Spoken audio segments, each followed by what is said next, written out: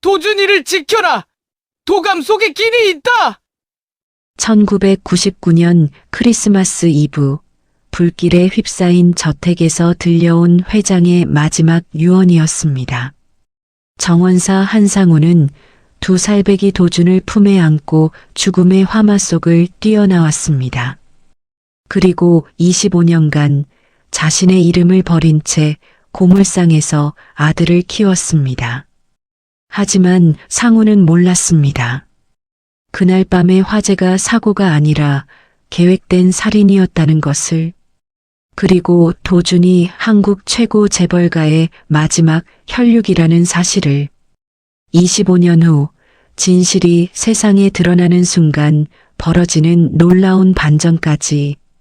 사연 시작 전 구독, 좋아요 꼭 눌러주세요. 우리의 인생은 함께 살아가는 삶이지요. 누군가에게 도움을 준다는 것만으로 함께 살아가는 인생임을 느끼게 합니다. 구독, 좋아요 누르시는 것만으로도 저에게 큰 도움을 주시는 거랍니다. 정말 감사합니다. 도움의 손길을 받아 오늘의 사연 시작합니다. 1999년 크리스마스 이브, 하늘에서 눈송이들이 거대한 솜덩어리처럼 쏟아져 내리고 있었습니다.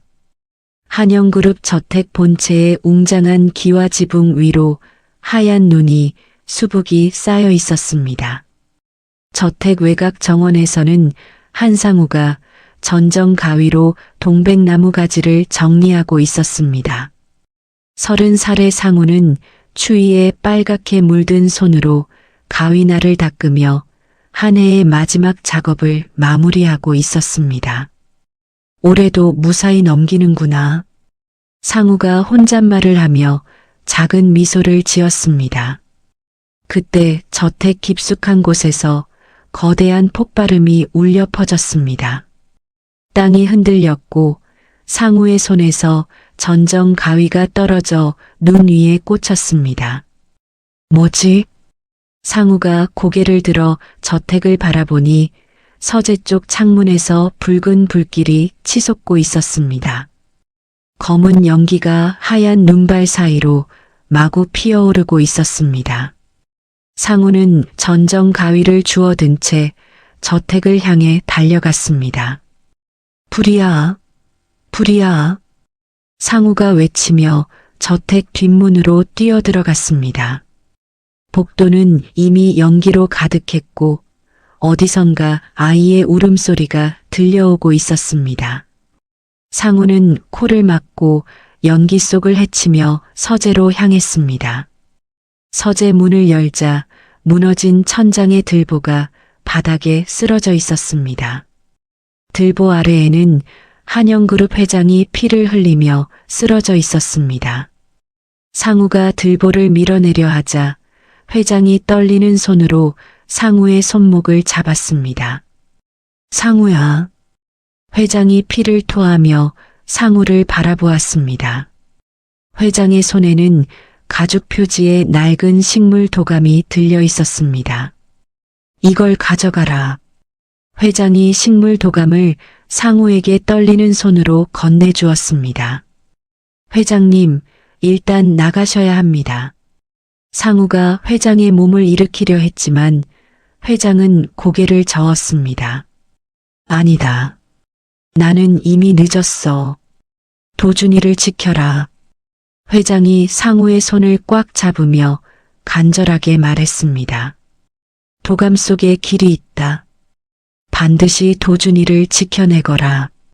그때 저택 다른 쪽에서 두 살배기 아이의 울음소리가 더욱 크게 들려왔습니다.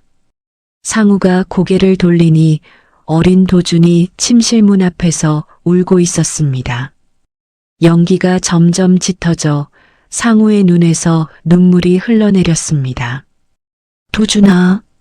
상우가 도준에게 달려가 아이를 품에 안았습니다. 도준은 겁에 질린 채 상우의 목을 꽉 안고 울고 있었습니다. 상우는 자신의 두꺼운 외투 안으로 도준을 밀어 넣었습니다. 괜찮다, 괜찮아. 상우가 도준의 등을 토닥이며 속삭였습니다. 그런데 저택 정문 쪽에서 여러 대의 차량이 도착하는 소리가 들려왔습니다. 상우가 창문 너머로 내다보니 검은 정장을 입은 남자들이 우르르 저택으로 들어오고 있었습니다. 누구든 생존자가 있으면 즉시 확인하라. 박태중의 목소리가 현관에서 울려 퍼졌습니다. 상우는 식물 도감을 품속 깊이 넣고 도준을 더욱 꽉 안았습니다. 연기에 질식할 뻔한 상우는 숨을 참으며 뒷문으로 향했습니다. 모든 잔해를 뒤져라. 한 명도 놓치지 마라. 박태중의 부하들이 저택 곳곳을 수색하기 시작했습니다. 상우는 정원사들만 아는 비밀 통로가 있다는 것을 떠올렸습니다. 저택 뒤편 정원의 배수용 개천으로 연결된 작은 굴이었습니다. 상우는 도준을 품에 안고 저택 뒤쪽으로 몸을 낮추며 기어갔습니다. 눈발이 더욱 거세게 내려 시야를 가리고 있었습니다. 개천 옆 바위 틈새에 숨겨진 철망을 상우가 손으로 젖혔습니다. 도준아, 조금만 참아라. 상우가 도준을 더욱 꽉 안고 좁은 굴 속으로 들어갔습니다. 차가운 물이 무릎까지 차올랐지만 상우는 멈추지 않았습니다. 굴을 빠져나와 저택에서 1km 떨어진 야산 기슭에 도착했을 때 상우는 뒤를 돌아보았습니다. 한영그룹 저택이 거대한 불기둥에 휩싸여 타오르고 있었습니다. 하얀 눈 위로 붉은 불빛이 환하게 비치고 있었습니다. 도준은 상우의 품 안에서 울음을 그쳤지만 여전히 떨고 있었습니다. 상우가 도준의 이마에 손을 대니 열이 나고 있었습니다. 걱정하지 마라, 도준아. 아저씨가 너를 지켜줄게. 상우는 산길을 따라 걸으며 7년 전 한영그룹의 후원으로 세워진 보육원을 떠올렸습니다. 그곳 원장은 한영그룹 회장에게 큰 은혜를 입었던 사람이었습니다. 상우는 눈길을 헤치며 보육원을 향해 걸어갔습니다. 다음 날 아침 신문에는 한영그룹 저택 화재 소식이 대문짝만하게 실렸습니다. 한영그룹 회장 일가 전원 사망이라는 제목이었습니다. 상우는 보육원 마당에서 신문을 보며 주먹을 꽉 쥐었습니다. 이제부터 나는 죽은 사람이다. 상우가 혼잣말을 하며 신문을 태워버렸습니다. 보육원 원장 박수녀가 상우에게 다가왔습니다.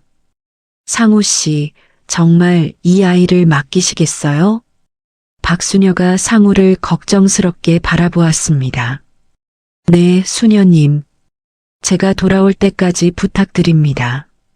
상우가 도준을 보며 말했습니다. 도준은 상우의 손가락을 꼭 잡고 놓으려 하지 않았습니다. 아저씨, 어디 가요? 도준이 상우를 올려다보며 말했습니다. 아저씨가 돈을 벌어와야 도준이가 학교에 갈 수 있어. 상우가 도준의 머리를 쓰다듬으며 말했습니다. 그럼 빨리 와요. 도준이 상우의 옷자락을 붙잡으며 말했습니다. 상우는 마음이 아팠지만 도준을 박수녀에게 맡기고 보육원을 떠났습니다. 그 후 7년 동안 상우는 전국을 떠돌며 막노동으로 돈을 벌었습니다. 건설 현장에서 벽돌을 나르고 농장에서 채소를 따고 공장에서 야간 작업을 했습니다. 상우의 손은 굳은 살로 가득했지만 마음속에는 항상 도준이 있었습니다. 도준이 초등학교에 입학할 무렵 상우는 다시 보육원을 찾았습니다. 상우는 자신의 호적에 도준을 올리는 대신 사망한 친척의 아들을 입양한다는 형식으로 서류를 처리했습니다. 이렇게 해서 도준은 완전히 새로운 신분을 얻게 되었습니다. 상우는 항구 도시의 외곽에 있는 폐허 같은 고물상을 샀습니다. 고물상 마당에는 고장난 가전제품들과 녹슨 철제품들이 가득했습니다. 상우는 그곳에서 도준과 함께 살기 시작했습니다. 도준아, 이제부터 여기가 우리 집이다. 상우가 도준의 손을 잡고 고물상 안으로 들어갔습니다. 도준은 신기한 듯 여기저기를 살펴보았습니다. 상우는 도준에게 한영그룹에 대해서는 일절 언급하지 않았습니다. 대신 매일 밤 식물 도감의 사파들을 도준에게 보여주며 암기하게 했습니다. 이 꽃의 이름이 뭐지? 상우가 도감의 한 페이지를 가리키며 물었습니다. 장미요, 아빠. 도준이 대답했습니다. 그럼 이 나무는? 소나무요.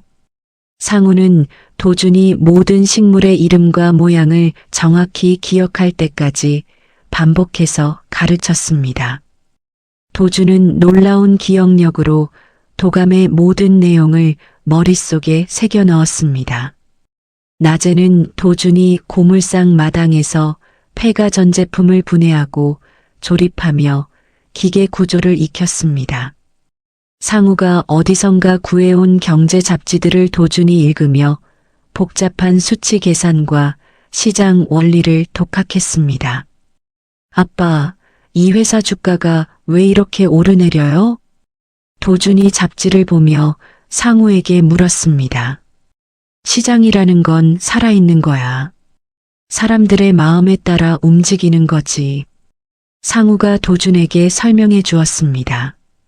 세월이 흘러 도준이 성인이 되었을 때 상우는 고물상 마당 지하에 방수 처리된 금고를 묻었습니다. 그 안에는 25년 전 회장에게서 받은 식물 도감과 한영그룹의 마지막 기술 데이터가 담긴 마이크로필름이 보관되어 있었습니다. 도준은 가드너라는 익명으로 온라인 자본시장에 등장했습니다. 놀랍게도 도준은 25년 전 한영그룹이 미처 완성하지 못한 수소 엔진 관련 기업들의 주가 추이를 정확히 예측해냈습니다. 이상하다. 이 분석 알고리즘이 우리가 과거에 본 것과 똑같아. 태성그룹 전략기획실에서 한 직원이 컴퓨터 화면을 보며 중얼거렸습니다. 태성그룹은 가드너의 정체를 파악하기 위해 IP 추적을 시작했습니다. 결국 그들은 항구 도시 외곽의 고물상 위치를 특정해냈습니다. 박진철이 아버지 박태중에게 보고했습니다. 아버지, 흥미로운 걸 발견했습니다. 박진철이 서류를 내밀며 말했습니다. 박태중은 서류를 보며 눈을 가늘게 떴습니다. 25년 전 그날 밤의 기억이 되살아나고 있었습니다. 25년이 흐른 2024년 겨울, 도준은 여전히 고물상에서 상우와 함께 살고 있었습니다. 27이 된 도준은 키가 훤칠하고 눈빛이 예리한 청년으로 자라났습니다. 상우는 55의 나이에도 여전히 정원사 시절의 부지런함을 잃지 않고 있었습니다. 어느 날 아침 도준의 휴대폰에 낯선 번호로 전화가 걸려왔습니다. 여보세요. 도준이 전화를 받았습니다. 가드너 씨인가요? 전화기 너머로 정중한 목소리가 들려왔습니다. 누구세요? 도준이 경계심을 드러내며 물었습니다. 태성그룹 전략기획실 박진철입니다. 한번 만나서 이야기하고 싶습니다. 박진철의 목소리였습니다. 도준은 잠시 말을 멈추고 생각했습니다. 태성그룹이라는 이름은 경제뉴스에서 자주 들어본 대기업이었습니다. 무슨 일이시죠? 도준이 조심스럽게 물었습니다. 당신의 투자 실력에 관심이 있습니다. 좋은 제안이 있어서요. 박진철이 달콤한 목소리로 말했습니다. 어디서 만나죠? 도준이 호기심을 감추지 못하며 물었습니다. 시내 그랜드 호텔 라운지에서 오늘 오후 3시에 뵙겠습니다. 박진철이 말했습니다. 전화를 끊고 나서 도주는 상우에게 말했습니다. 아빠, 태성그룹에서 연락이 왔어요. 상우가 고물 정리하던 손을 멈추고 도준을 바라보았습니다. 상우의 얼굴에 긴장감이 스쳤습니다. 태성그룹이라고? 상우가 떨리는 목소리로 물었습니다. 네, 제 투자 실력을 보고 만나자고 하네요. 도준이 별일 아니라는 듯 대답했습니다. 상우는 속으로 불안감이 커져가는 것을 느꼈습니다. 25년 동안 숨어 살아온 것이 무너질지도 모른다는 생각이 들었습니다. 도준아, 그런 큰 회사 사람들과는 조심해서 만나야 한다. 상우가 걱정스런 표정으로 말했습니다. 괜찮아요, 아빠. 한번 드러나 보는 거죠. 도준이 자신 있게 웃으며 대답했습니다. 오후 2시 30분, 도준은 평소 입던 검은색 점퍼를 입고 호텔로 향했습니다. 상우는 도준이 나간 후 불안한 마음을 감출 수 없었습니다. 상우는 낡은 트럭에 시동을 걸고 몰래 도준을 따라 나섰습니다. 그랜드 호텔 라운지는 화려한 샹들리에와 대리석 바닥으로 장식되어 있었습니다. 도준이 라운지에 들어서자 정장을 차려입은 박진철이 일어나 손을 내밀었습니다. 가드너 씨, 만나서 반갑습니다. 박진철이 가식적인 미소를 지으며 말했습니다. 안녕하세요. 도준이 악수를 하며 대답했습니다. 박진철의 손은 부드럽고 차가웠습니다. 앉으세요. 커피 한잔 하시죠. 박진철이 도준을 의자로 안내했습니다. 도준이 앉자 박진철은 테이블 위에 작은 상자를 올려놓았습니다. 상자 안에는 한영그룹의 옛 로고가 박힌 만년필이 들어있었습니다. 이게 뭐죠? 도준이 만년필을 보며 물었습니다. 박진철은 도준의 반응을 자세히 관찰했습니다. 도준의 얼굴에는 별다른 변화가 없었습니다. 아, 이건 제가 수집하는 빈티지 만년필입니다. 어떠세요? 예쁘죠? 박진철이 거짓말을 하며 웃었습니다. 그렇네요. 도준이 무덤덤하게 대답했습니다. 박진철은 속으로 실망했습니다. 도준이 한영그룹 로고를 보고도 전혀 반응하지 않았기 때문입니다. 가드너 씨, 저희 태성그룹에서 당신을 모시고 싶습니다. 박진철이 본론을 꺼냈습니다. 어떤 일을 하게 되나요? 도준이 관심을 보이며 물었습니다. 수소에너지 사업부 수석 연구원 자리입니다. 연봉은 10억 원부터 시작하고요. 박진철이 달콤한 조건을 제시했습니다. 도준의 눈이 반짝였습니다. 10억 원이라는 돈은 도준에게는 상상할 수 없는 큰 돈이었습니다. 정말인가요? 도준이 믿기지 않는다는 표정으로 물었습니다. 물론입니다. 단 조건이 하나 있어요. 박진철이 음흉한 미소를 지었습니다. 무슨 조건이요? 당신이 살고 있는 고물상 부지를 저희가 매입하고 싶습니다.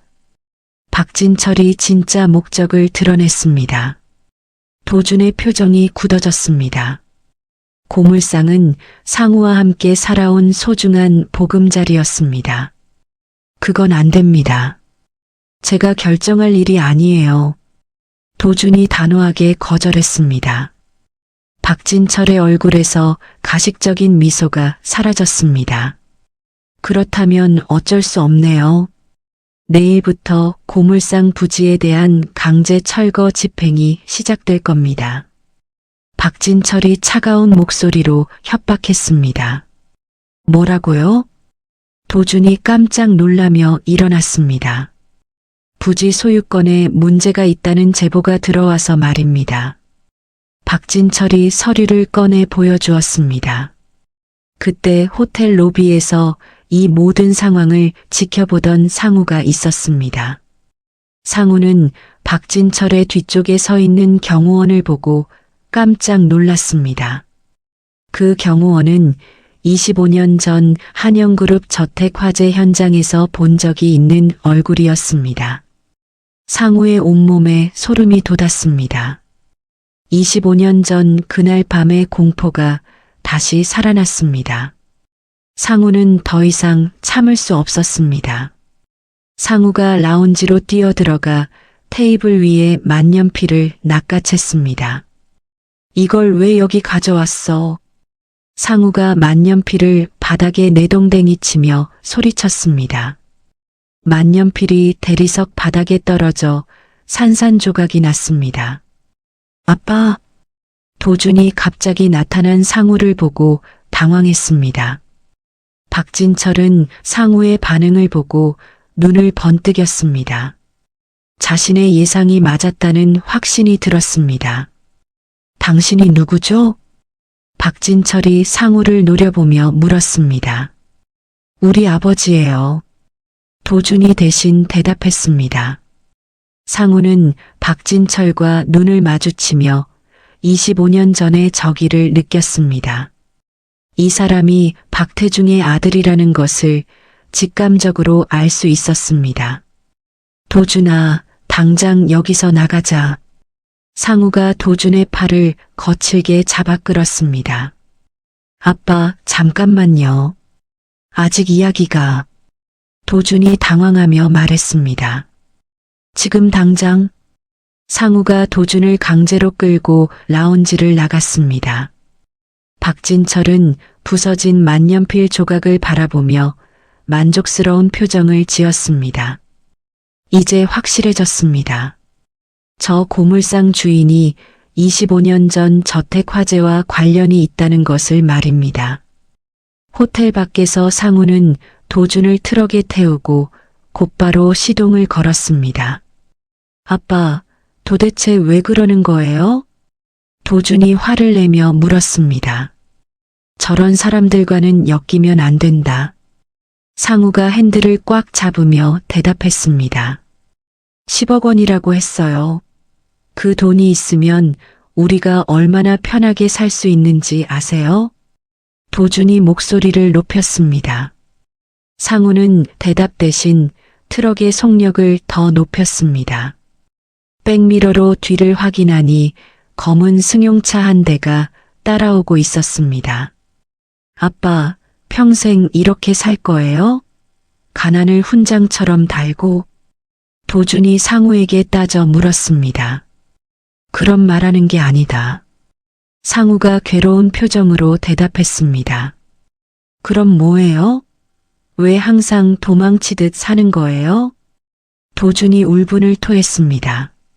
상우는 도준에게 진실을 말하고 싶었지만 차마 입이 떨어지지 않았습니다. 25년 동안 감춰온 비밀이 이렇게 무너질 줄은 몰랐습니다. 고물상에 도착한 상우는 도준을 방 안에 밀어넣고 문을 잠갔습니다. 아빠, 문 열어요. 도준이 문을 두드리며 소리쳤습니다.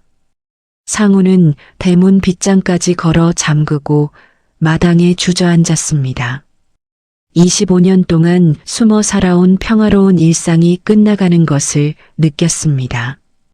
그날 밤 박진철은 아버지 박태중에게 전화를 걸었습니다. 아버지, 확인했습니다. 박진철이 흥분된 목소리로 말했습니다. 뭘 확인했다는 거냐? 박태중이 차가운 목소리로 물었습니다.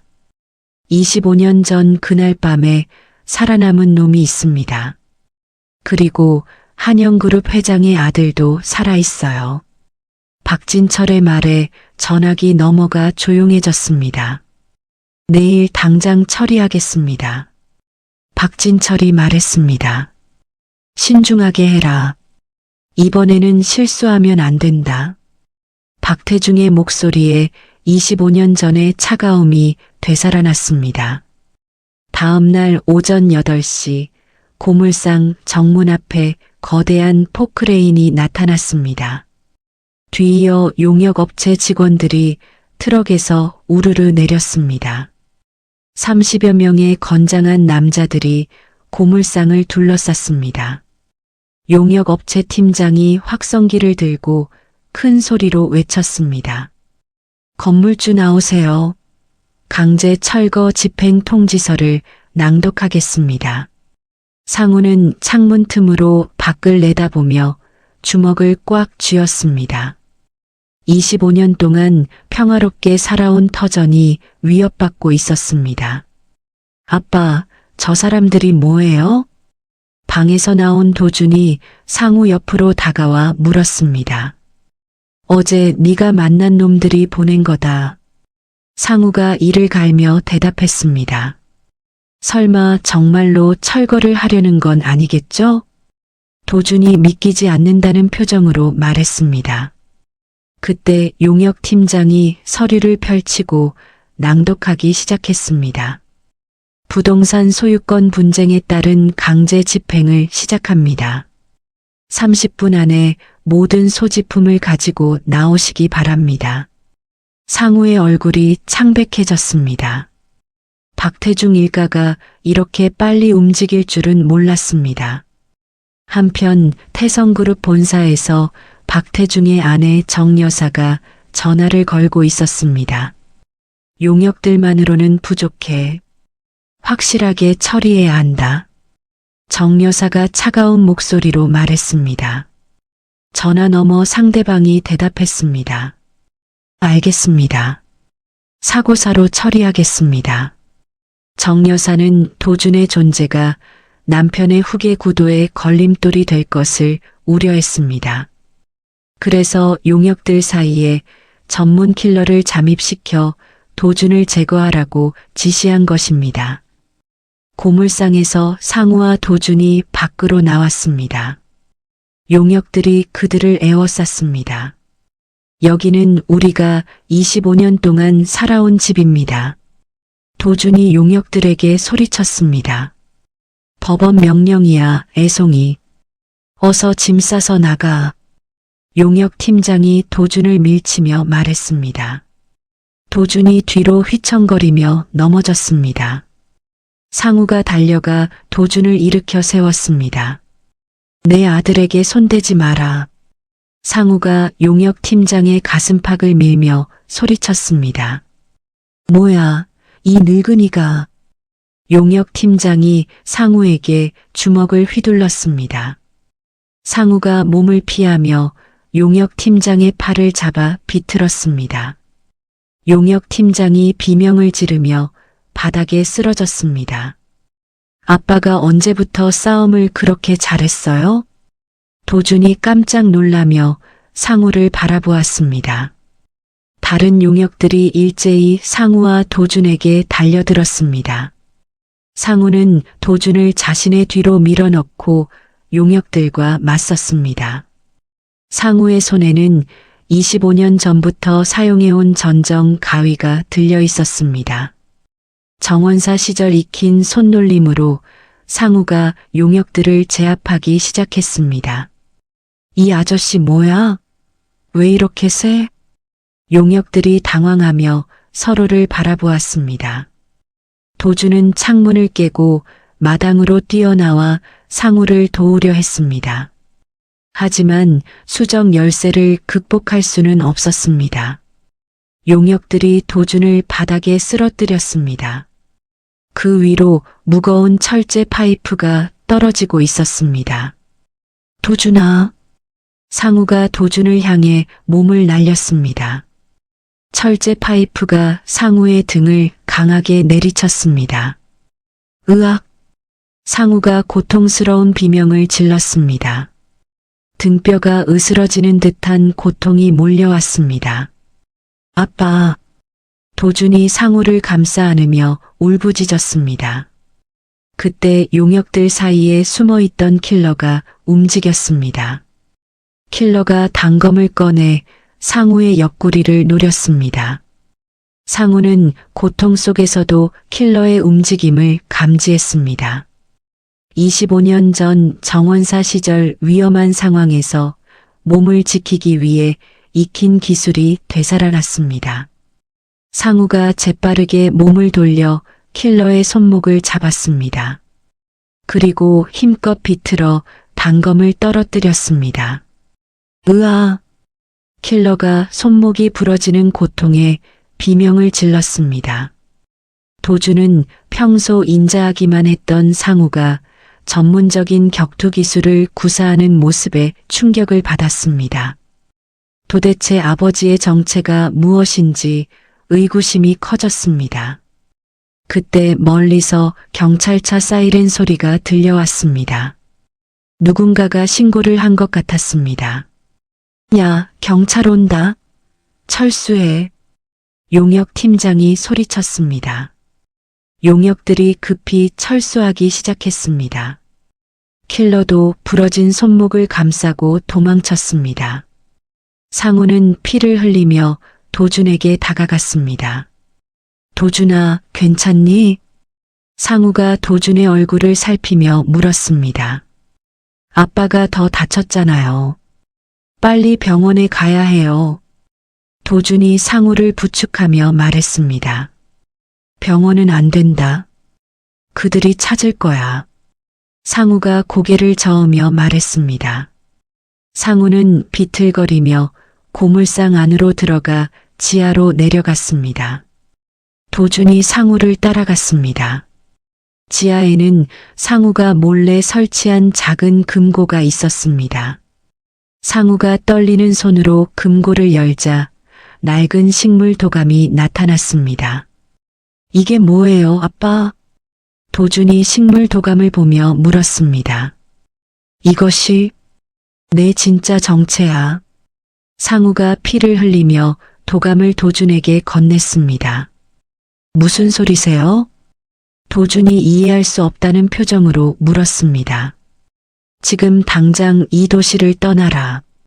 그리고 최은수를 찾아가라. 상우가 간절한 목소리로 말했습니다. 최은수가 누구예요? 그 사람이 모든 걸 설명해 줄 거다. 주소는 강남구.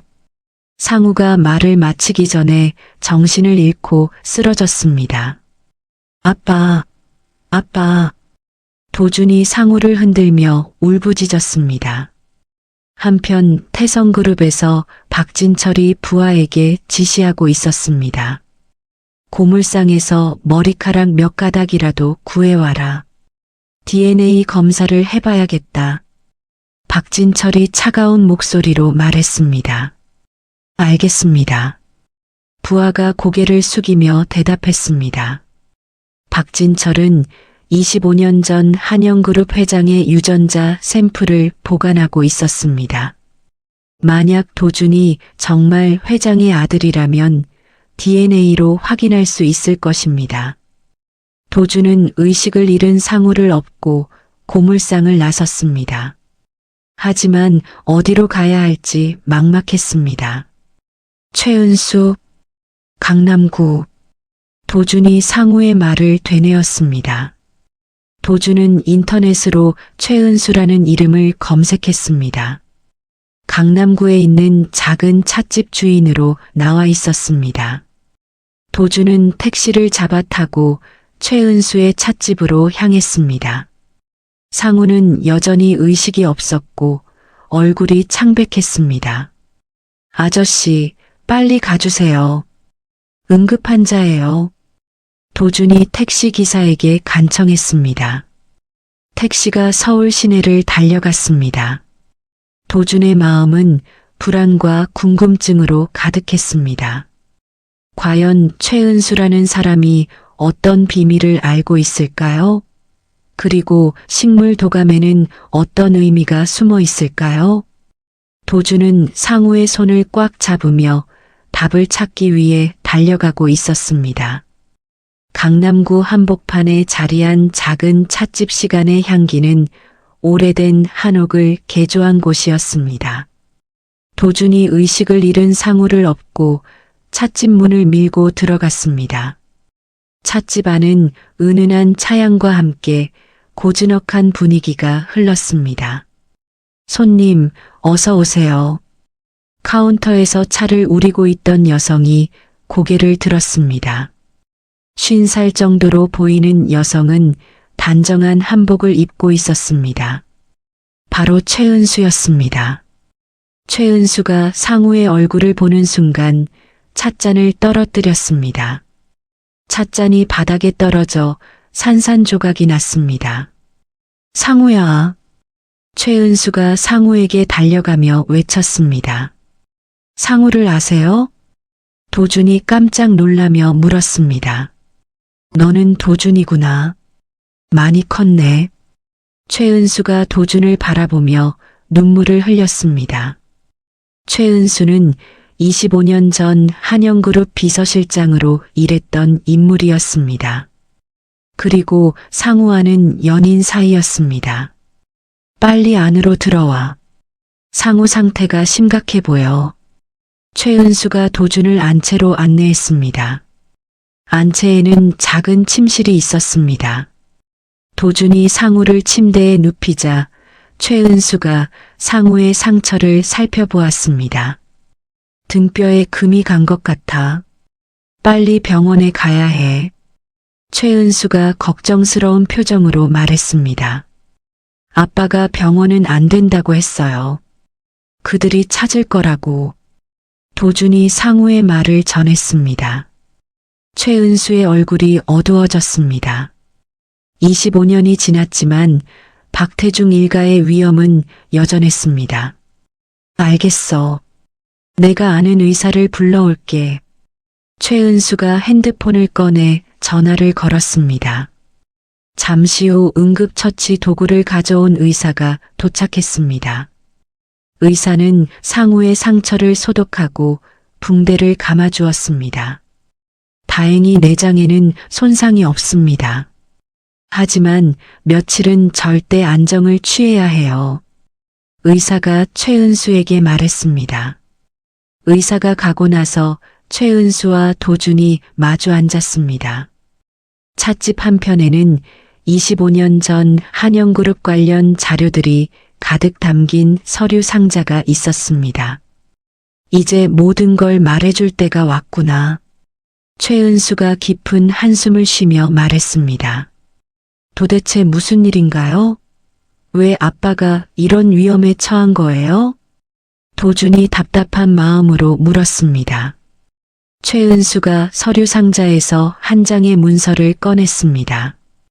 그것은 박태중이 작성한 한영그룹 해체 실행 계획서였습니다. 25년 전 크리스마스 이브에 일어난 일부터 말해줄게. 최은수가 도준을 바라보며 말했습니다. 25년 전에 무슨 일이 있었던 건가요? 너의 친아버지는 한영그룹 회장이었어. 그리고 박태중이 그분을 죽였다. 최은수의 말에 도준의 얼굴이 창백해졌습니다. 그게 무슨 말이에요? 도준이 믿을 수 없다는 표정으로 물었습니다. 최은수는 계획서를 펼쳐 보였습니다. 거기에는 한영그룹의 기술을 탈취하고 일가를 제거하는 구체적인 방법이 적혀 있었습니다. 박태중은 한영그룹의 수소 에너지 기술을 탐냈어. 그래서 저택에 폭탄을 설치했지. 최은수가 떨리는 목소리로 설명했습니다. 그럼 상우 아빠는?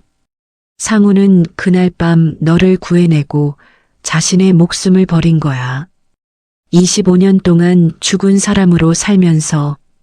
최은수가 눈물을 닦으며 말했습니다. 도준은 머릿속이 하얗게 변했습니다. 자신이 알고 있던 모든 것이 거짓이었습니다. 그럼 제가 한영그룹에. 그래, 너는 한영그룹의 마지막 후계자야. 최은수가 고개를 끄덕이며 확인해 주었습니다. 도준이 식물 도감을 꺼내 최은수에게 보여주었습니다. 이것도 그날 밤과 관련이 있나요? 최은수가 도감을 받아 펼쳐보자 눈이 커졌습니다. 이건 설마 회장님이 마지막에 상우에게 준 그 도감인가? 무엇이 특별한 건가요? 도준이 궁금해하며 물었습니다. 최은수가 도감의 한 페이지를 가리켰습니다. 거기에는 복잡한 식물 그림이 그려져 있었습니다. 이 그림들은 사실 식물이 아니야. 한영그룹 수소 엔진의 부품 설계도를 암호화한 거지. 최은수의 설명에 도준이 깜짝 놀랐습니다. 설계도요? 그래.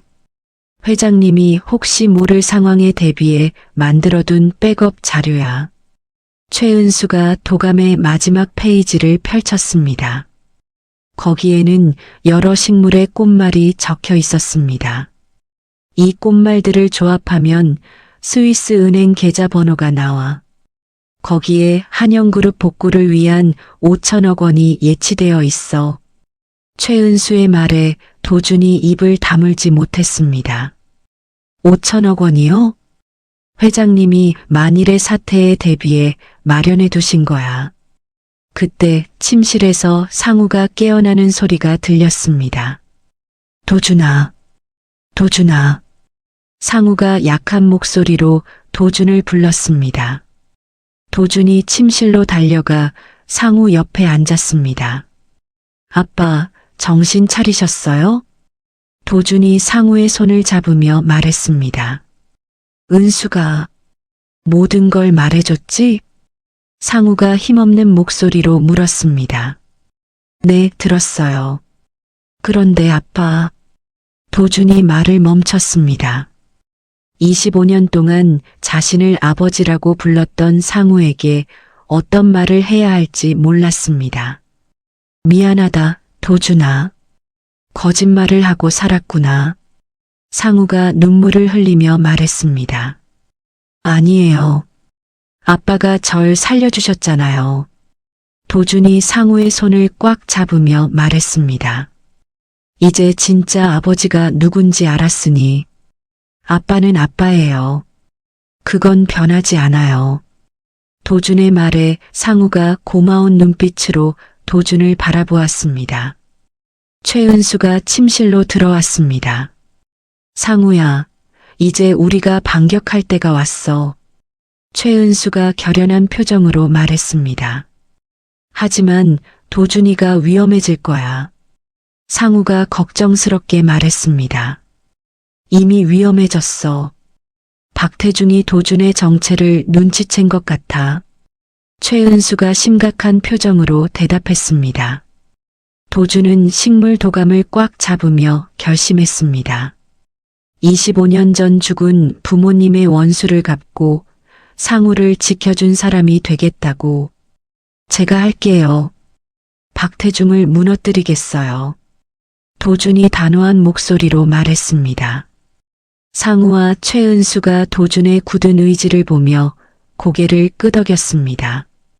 이제 25년 만에 시작될 진짜 전쟁의 서막이 올랐습니다. 다음 날 오전 도준은 최은수의 도움으로 송죽회 본부를 찾아갔습니다.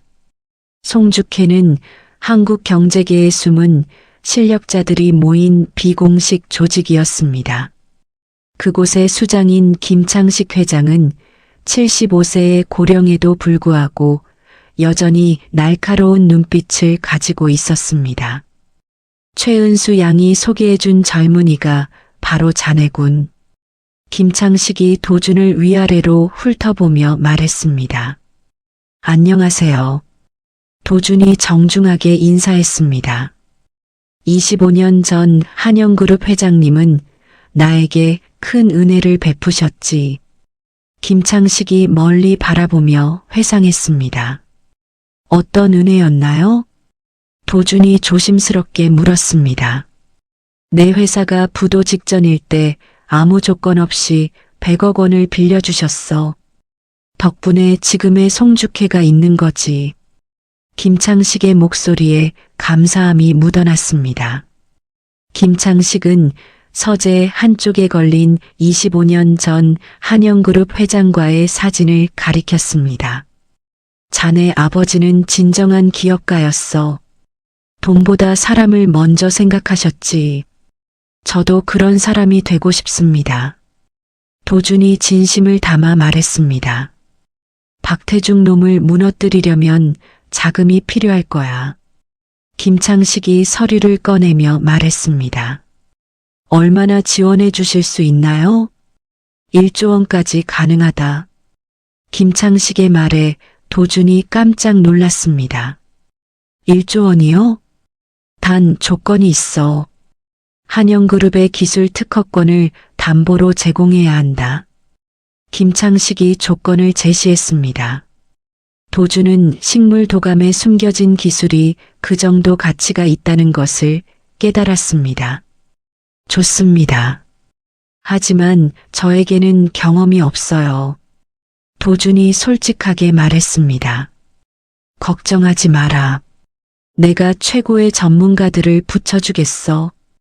김창식이 전화를 들어 비서에게 지시했습니다. 경호팀과 정보팀을 도준 군에게 배정하라. 그날 오후 도준은 가든 인베스트먼트라는 투자회사를 설립했습니다. 김창식이 약속한 자금과 인력이 모두 지원되었습니다. 도준의 첫 번째 작전은 태성그룹의 공급망을 차단하는 것이었습니다. 태성그룹과 거래하는 중소기업들을 하나씩 인수해 나가기 시작했습니다. 사장님, 가든 인베스트먼트에서 우리 회사를 인수하고 싶다고 합니다. 태성그룹의 주요 협력업체 사장이 박진철에게 전화했습니다. 얼마를 제시했는데? 박진철이 긴장한 목소리로 물었습니다. 시가의 3배요. 거절하기 힘든 조건입니다. 절대 팔지 마라. 박진철이 소리쳤지만 이미 늦었습니다.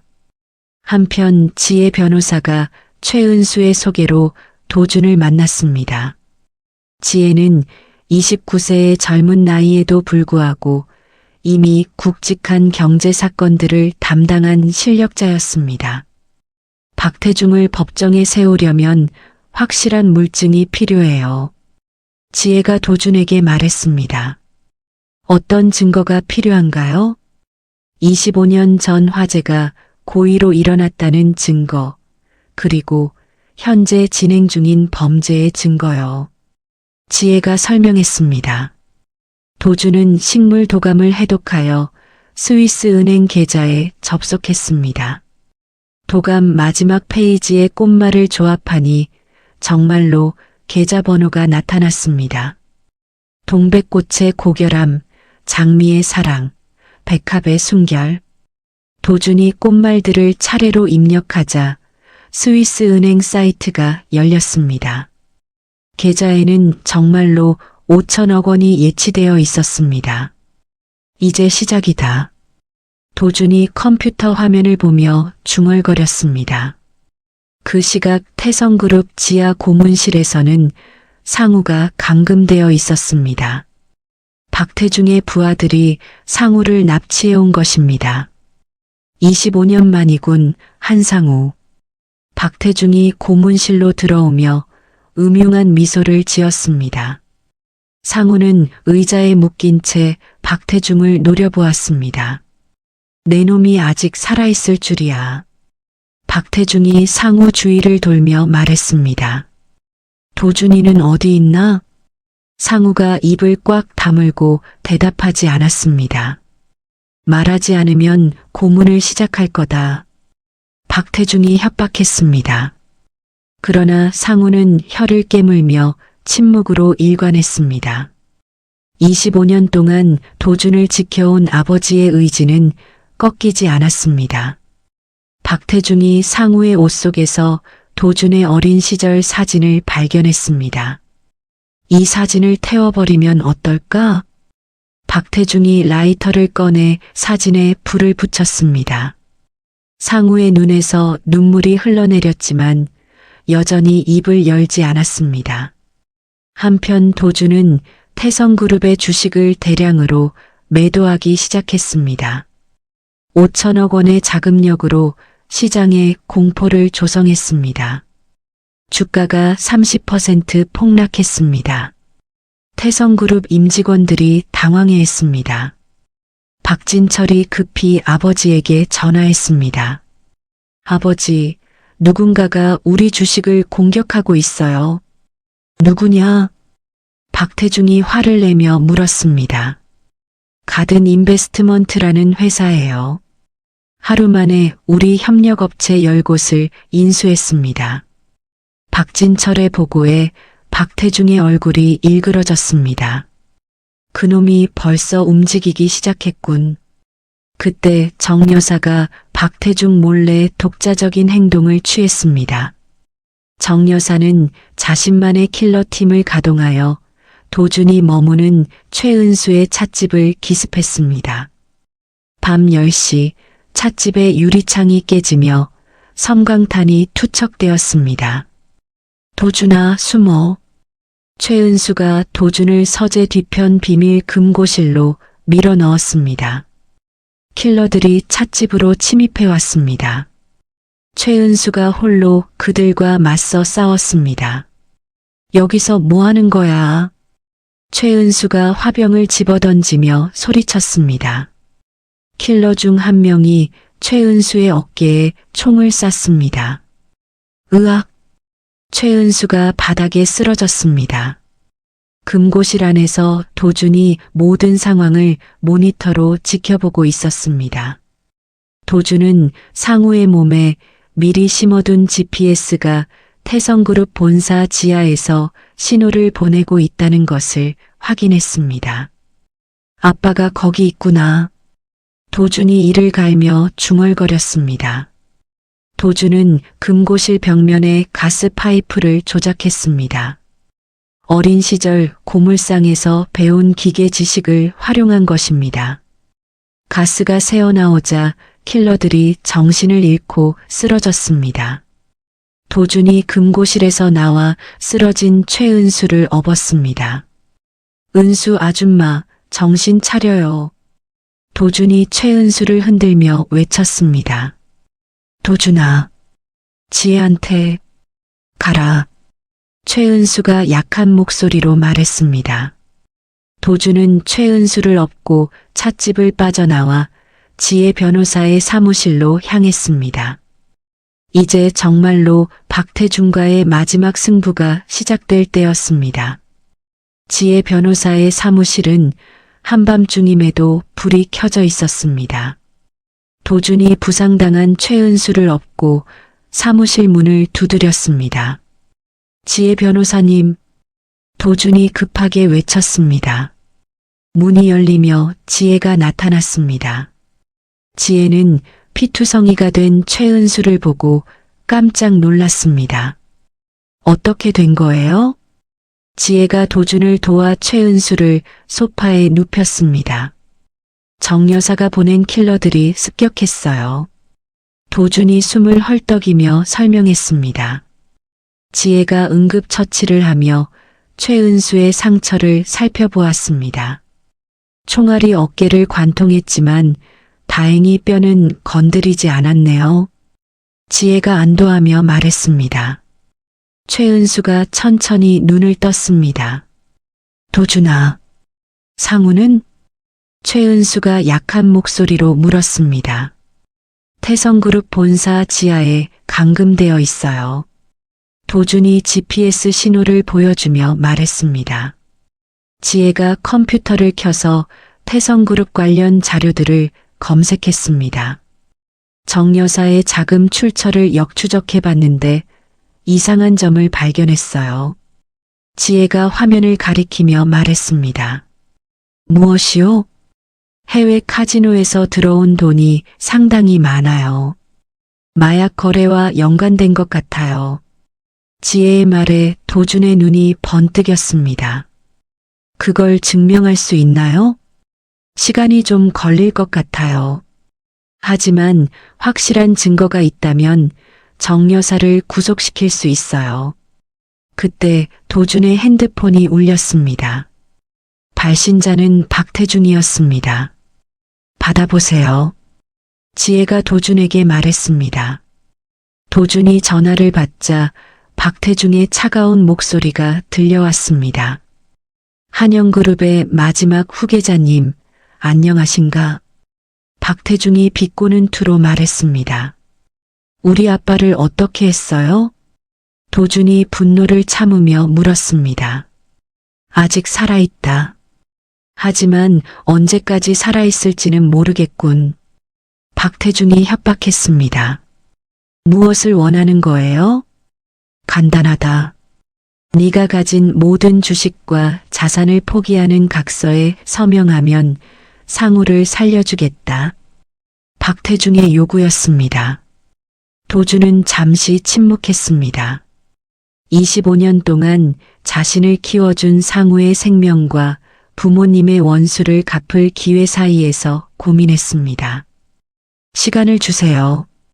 도준이 간청했습니다. 24시간이다. 내일 밤 12시까지 답을 듣지 못하면 상우는 죽는다. 박태중이 일방적으로 전화를 끊었습니다. 도준이 주저앉으며 머리를 감쌌습니다. 어떻게 해야 할까요? 도준이 지혜에게 물었습니다. 포기할 수는 없어요. 상우 아저씨도 원하지 않을 거예요. 지혜가 도준의 어깨에 손을 올리며 말했습니다. 하지만 아빠가 죽으면 다른 방법을 찾아야 해요. 그때 최은수가 일어나 도준에게 다가왔습니다. 도준아, 상우가 너에게 했던 말을 기억해. 최은수가 도준의 손을 잡으며 말했습니다. 무슨 말이요? 나무는 꺾는 것이 아니라 키우는 것이라고 했잖아. 최은수의 말에 도준이 고개를 들었습니다. 박태중을 정면으로 꺾으려 하지 말고 그의 뿌리를 서서히 말려나가는 거야. 최은수의 조언에 도준이 새로운 아이디어를 떠올렸습니다. 다음 날 오전, 도준은 주주총회를 앞두고 있었습니다. 태성그룹의 경영권을 완전히 뒤흔들 계획이었습니다. 하지만 주주총회로 향하던 도준의 차량에 사고가 일어났습니다. 브레이크가 고장나 차량이 가드레일을 들이받았습니다. 으악! 도준이 핸들을 붙잡으며 비명을 질렀습니다. 차량이 전복되며 도준의 머리에서 피가 흘러나왔습니다. 그때 구급차가 빠르게 현장에 도착했습니다. 하지만 구급차에서 내린 사람들은 진짜 구급대원이 아니었습니다. 정 여사가 매수한 가짜 구급대원들이었습니다. 저놈을 데려가라. 가짜 구급대원들이 도준을 구급차에 태우려 했습니다. 그때 낡은 트럭이 급하게 나타나 구급차 앞을 막았습니다. 트럭에서 상우가 뛰어나왔습니다. 도준이를 건드리지 마라.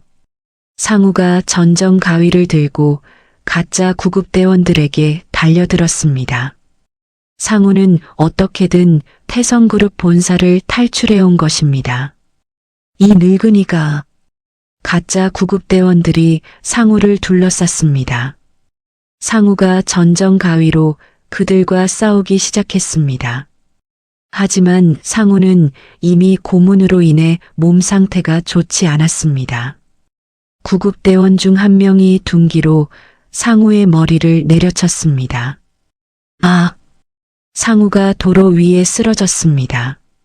상우의 머리에서 피가 흘러나오며 의식을 잃었습니다. 도준이 정신을 차리고 상우를 보았습니다. 아빠! 도준이 울부짖으며 상우에게 달려갔습니다. 구급차가 도주하고 진짜 구급차가 도착했을 때 상우는 이미 심각한 뇌출혈 상태였습니다. 병원에서 의사가 도준에게 말했습니다. 뇌출혈이 심각합니다. 수술을 해야 하지만 성공 가능성이 높지 않아요. 도준의 세상이 무너지는 것 같았습니다. 돈은 얼마든지 낼게요. 제발 살려주세요. 도준이 의사에게 간청했습니다. 수술이 시작되었고 도준은 수술실 앞에서 밤새 기다렸습니다. 그 사이 언론에서는 도준을 비난하는 기사들이 쏟아졌습니다. 가드너의 정체, 경영권 방어를 위해 노인을 이용했나? 돈을 위해 가족까지 위험에 빠뜨린 냉혈한 박태중의 잔당들이 퍼뜨린 역바이럴 기사들이었습니다. 병원 로비에는 도준을 비난하는 시위대가 몰려들었습니다. 기자들도 병원을 에워쌌습니다. 도준은 머리에 붕대를 감은 채 중환자실 앞을 지키며 모든 일정을 취소했습니다. 주주총회는 어떻게 하시겠습니까? 김창식의 비서가 도준에게 전화했습니다. 모든 것을 포기하겠습니다. 아빠가 우선이에요. 도준이 단호하게 말했습니다. 정 여사는 이 기회를 놓치지 않고 주식을 역매집하기 시작했습니다. 해외 카지노 자금을 총동원한 것입니다. 병원 이사회도 정 여사의 압박을 받았습니다. 그 환자를 다른 병원으로 옮기라고 하십시오. 정 여사가 병원장에게 압박했습니다. 도준은 상우의 산소호흡기 수치가 떨어질 때마다 절망했습니다. 모든 서류 작업을 중단하고 오직 상우의 회복에만 매달렸습니다. 그때 박태중이 도준에게 전화를 걸었습니다. 아직도 정신을 못 차렸군. 박태중이 비웃으며 말했습니다. 무슨 말이에요? 상우의 생명 유지 장치를 끄고 싶지 않으면 주식 포기 각서에 서명하라. 박태중의 최후 통첩이었습니다. 도준은 병실에서 의식 불명 상태의 상우를 바라보았습니다. 상우는 발작을 일으키며 도준의 손을 꽉 잡고 있었습니다. 도준은 그 손의 힘에서 상우의 마지막 의지를 느꼈습니다. 포기하지 말라는 메시지 같았습니다. 상우가 사망 직전의 위기 상황에서 코드 블루가 선언된 지 10분 후 기적이 일어났습니다. 상우의 심박수가 서서히 안정되기 시작했습니다. 의료진들이 분주하게 움직이며 응급처치를 계속했습니다. 심박수가 정상으로 돌아오고 있습니다. 간호사가 의사에게 급하게 보고했습니다. 도준은 중환자실 유리창 너머로 상우를 바라보며 눈물을 흘렸습니다. 박태중의 대리인은 여전히 병실 앞에서 각서 서명을 재촉하고 있었습니다. 빨리 서명하세요. 시간이 없어요. 대리인이 도준을 압박했습니다.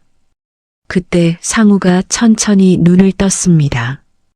희미한 의식 속에서 상우는 도준을 찾았습니다. 도준아.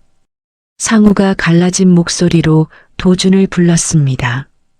도준이 급히 중환자실로 들어가 상우의 손을 잡았습니다. 아빠, 정신 차리셨어요? 도준이 상우의 손을 꽉 잡으며 말했습니다. 가라. 정원을 완성해라. 상우가 힘없는 목소리로 명령했습니다. 상우의 눈빛에는 25년간 품어온 강한 의지가 담겨 있었습니다.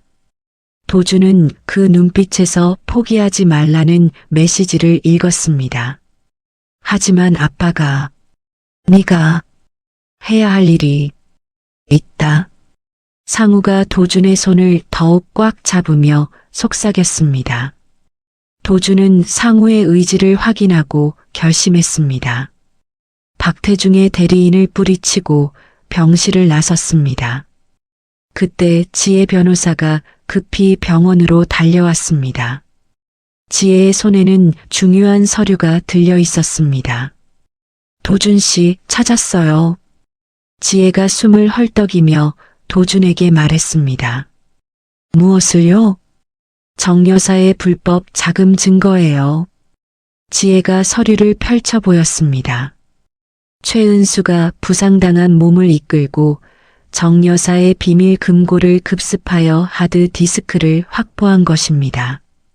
하드디스크에는 마약 거래와 자금 세탁의 모든 증거가 담겨 있었습니다. 이것만 있으면 정 여사를 완전히 무너뜨릴 수 있어요. 지혜의 말에 도준의 눈이 번뜩였습니다. 주주총회가 시작되기 10분 전 도준은 지혜가 전달한 증거 자료를 들고 총회장으로 질주했습니다.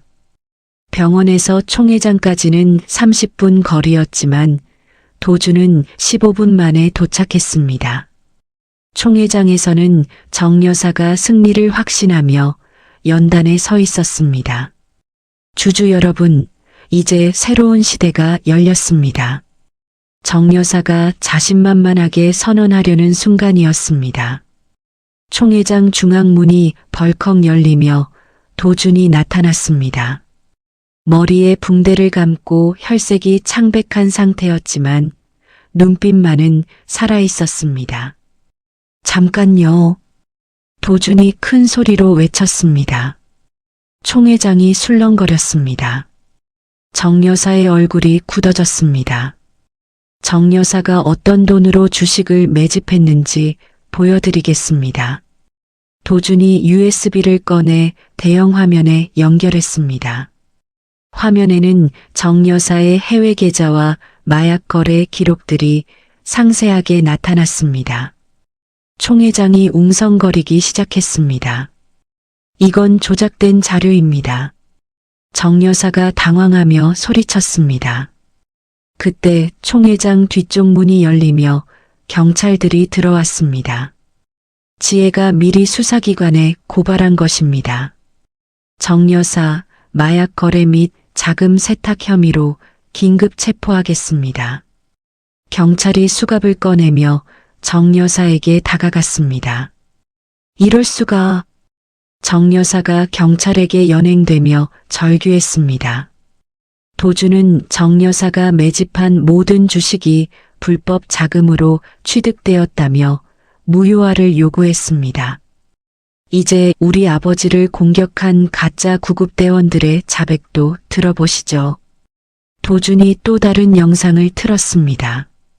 화면에는 정 여사의 지시로 상우를 공격했다고 자백하는 가짜 구급대원들의 모습이 나왔습니다.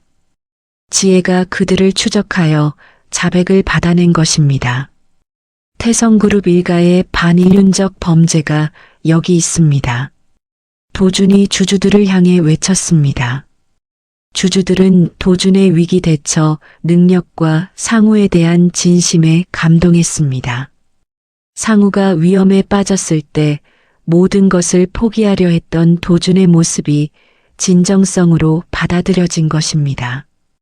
한영그룹 도준 회장을 지지합니다.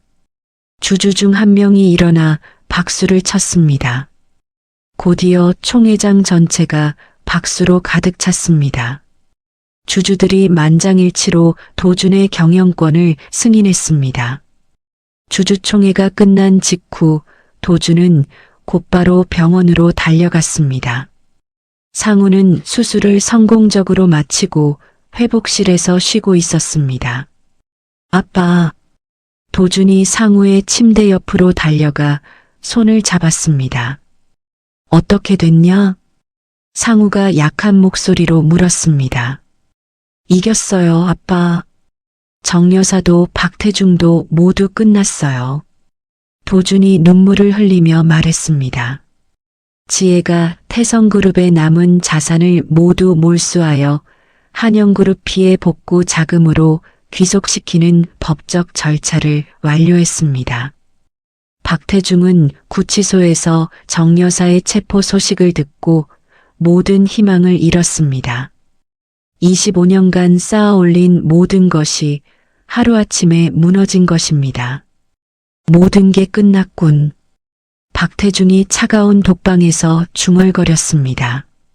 상우가 의식을 완전히 회복하고 도준에게 말했습니다.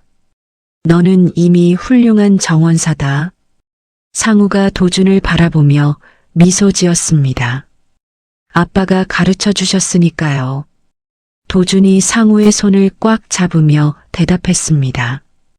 도준은 한영그룹의 공식 명칭을 상우 한영가든으로 변경했습니다.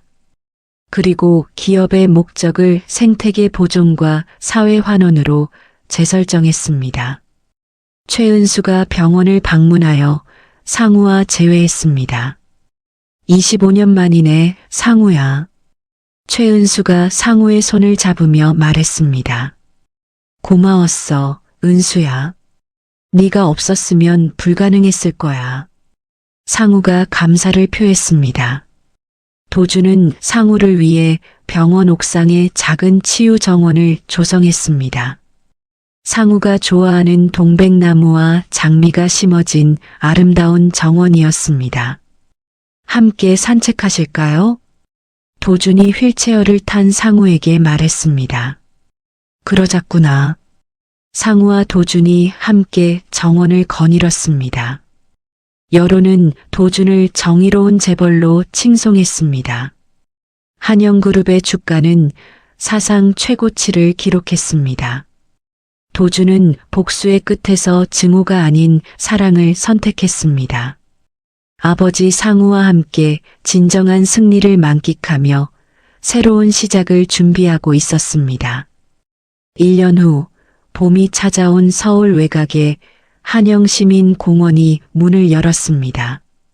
25년 전 한영그룹 본저택이 있던 그 자리였습니다. 넓은 공원 곳곳에는 다양한 나무와 꽃들이 심어져 있었고 작은 연못과 산책로가 아름답게 조성되어 있었습니다. 공원 입구 근처에는 작은 관리사무소가 있었습니다. 그곳에는 수석 정원사 한상우, 보조 정원사 한도준이라는 명패가 걸려 있었습니다. 오전 8시 상우가 전정 가위와 물뿌리개를 들고 공원으로 나왔습니다. 완전히 회복된 상우는 예전보다 더욱 건강해 보였습니다. 아빠, 오늘은 어디부터 시작할까요? 도준이 상우 옆으로 다가오며 물었습니다. 도준도 작업복을 입고 정원사 도구를 들고 있었습니다. 한영그룹의 경영은 전문 경영인들에게 맡기고 도준은 등기 이사직만 유지하며 현업에서 물러난 상태였습니다. 저 느티나무부터 보자. 상우가 공원 중앙의 커다란 나무를 가리켰습니다. 그 나무는 25년 전 상우가 정원사로 일할 때 심었던 어린 나무였습니다. 이제는 거대한 거목으로 자라 공원 전체를 품어주고 있었습니다. 이 나무가 이렇게 클 줄 몰랐지. 상우가 나무 기둥을 쓰다듬으며 감회에 젖었습니다. 아빠가 심으신 거예요? 도준이 신기해하며 물었습니다. 그래, 네가 2살 때 심은 거다. 상우가 나무가지를 바라보며 대답했습니다. 상우는 도준에게 나무의 나이테를 읽는 법을 가르쳐 주었습니다. 나이테를 보면 그 해에 무슨 일이 있었는지 알 수 있어. 상우가 나무 둘레를 가리키며 설명했습니다. 정말요? 이 부분이 좀 얇지? 25년 전 화재 때문에 힘들었던 시기야. 상우의 설명에 도준이 고개를 끄덕였습니다. 오전 10시쯤 지혜가 공원을 찾아왔습니다. 지혜는 공원 한편에 무료 법률 상담소를 열어 시민들을 돕고 있었습니다. 상우 아저씨, 도준 씨, 안녕하세요. 지혜가 밝게 인사했습니다. 지혜야, 일찍 왔네. 상우가 지혜를 반갑게 맞았습니다. 세 사람은 매일 저녁 공원에서 바비큐 파티를 열곤 했습니다. 오늘도 상우가 숯불을 피우고 도준이 고기를 준비했습니다. 최은수 아줌마는 언제 오세요? 도준이 지혜에게 물었습니다. 곧 올 거예요. 오늘 찻집 정리하고 온다고 했어요. 지혜가 대답했습니다. 최은수는 상우의 제안으로 공원 내에 작은 찻집을 새로 열었습니다. 찻집 이름은 시간을 건너서였습니다. 해질 무렵 최은수가 찻집에서 차와 떡을 가지고 나왔습니다. 모두 수고했어요. 최은수가 돗자리를 펴며 말했습니다. 네 사람이 둘러앉아 저녁을 함께 했습니다. 상우와 최은수는 젊은 시절 나누지 못했던 평온한 시간을 보내고 있었습니다. 도준아, 한영그룹 수소 정원 프로젝트는 잘 진행되고 있냐? 상우가 도준에게 물었습니다. 네, 다음 달부터 전 세계에 무상으로 기술을 제공할 예정이에요. 도준이 자랑스럽게 대답했습니다. 도준은 한영그룹의 수소 에너지 기술을 완성하여 수소 정원 프로젝트로 만들었습니다. 이 기술을 전 세계에 무료로 나누어 주어 환경 보호에 이바지하겠다는 계획이었습니다. 한편 감옥에서 박태준과 정 여사는 각각 20년과 15년의 중형을 선고받았습니다. 그들이 빼앗으려 했던 정원의 흙 한 줌도 만지지 못하는 신세가 되었습니다. 박진철도 해외 도주를 시도하다가 공항에서 체포되었습니다. 지혜가 보낸 수사관들이 그를 기다리고 있었던 것입니다. 어느 일요일 오후 도준과 상우는 공원 한편에 마련된 부모님의 묘역을 찾았습니다. 25년 동안 이름 없는 무덤으로 남아있던 곳에 이제는 정식 비석이 세워져 있었습니다. 어머니, 아버지, 이제 모든 일이 끝났습니다. 도준이 무덤 앞에서 술을 따르며 말했습니다. 두 분의 아들이자 상우 아버지의 아들로 잘 살겠습니다. 도준의 다짐에 상우가 어깨를 토닥였습니다. 내 부모님도 자랑스러워 하실 거야. 상우가 도준을 바라보며 말했습니다. 공원을 산책하던 중 도준이 길가에 핀 꽃을 꺾어왔습니다. 이 꽃 예쁘죠? 도준이 상우에게 보여주었습니다. 상우가 꽃을 보며 고개를 저었습니다. 꽃은 꺾을 때보다 땅에 있을 때 가장 아름답다. 상우가 도준에게 생명의 소중함을 다시 한번 강조했습니다. 그러게요. 앞으로는 꺾지 않을게요. 도준이 꽃을 다시 화단에 심으며 말했습니다. 상우는 25년간 간직했던 녹슨 전정 가위를 도준에게 선물하려 했습니다. 하지만 도준이 그 가위를 금으로 도금하여 액자에 넣어 상우에게 되돌려 주었습니다. 이게 우리의 역사잖아요. 도준이 액자를 건네며 말했습니다. 상우가 액자를 받아들며 눈물을 흘렸습니다. 공원에는 매일 많은 사람들이 찾아왔습니다. 특히 아이들이 공원에서 뛰어놀며 즐거운 시간을 보냈습니다. 아이들은 도준을 재벌 아저씨가 아닌 친절한 정원사 형이라고 불렀습니다. 정원사 형, 이 나무 이름이 뭐예요? 한 아이가 도준에게 물었습니다. 이건 벚나무야. 봄에 예쁜 꽃이 펴. 도준이 아이의 눈높이에 맞춰 설명해 주었습니다. 아이들과 함께 있을 때의 도준은 정말 행복해 보였습니다. 저녁 노을이 질 때면 상우와 도준은 공원 벤치에 나란히 앉곤 했습니다. 바람에 흔들리는 나뭇잎 소리를 들으며 깊은 평안을 느꼈습니다. 도준의 작업복 주머니에는 여전히 낡은 식물 도감이 들어 있었습니다. 이제 그 도감은 암호 문서가 아닌 진짜 식물 관찰 기록으로 채워져 있었습니다.